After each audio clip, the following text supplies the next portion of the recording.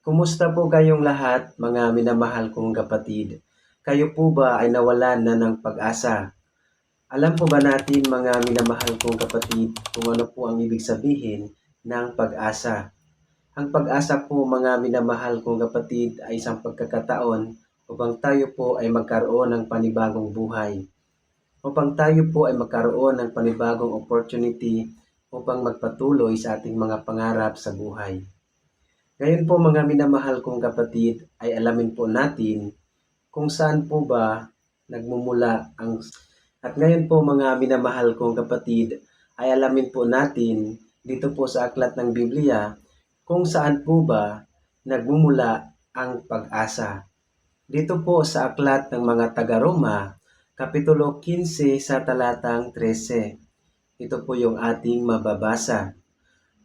Puspusin nawa kayo ng Diyos na siyang bukal ng pag-asa, at nawa ay pagkalooban niya kayo ng kagalakan at kapayapaan sa pamamagitan ng inyong pananampalataya, upang mag-umapaw ang inyong pag-asa sa pamamagitan ng kanyang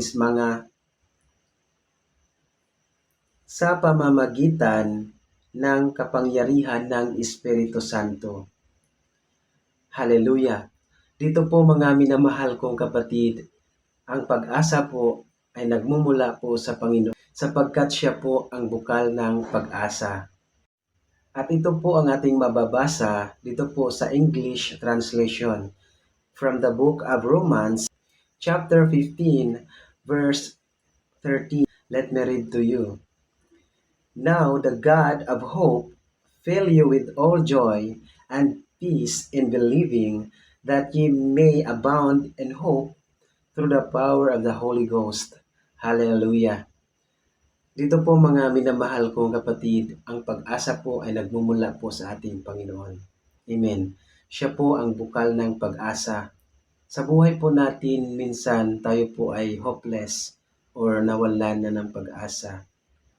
Lagi po nating tandaan, mga minamahal kong kapatid, na hindi po natin matatagpuan ang pag-asa sa mga bagay-bagay, kundi sa Diyos na nagbibigay ng ating buhay.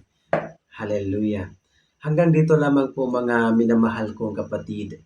Maraming salamat. Ingat po kayo palagi. Jesus loves you. Bye-bye and God bless.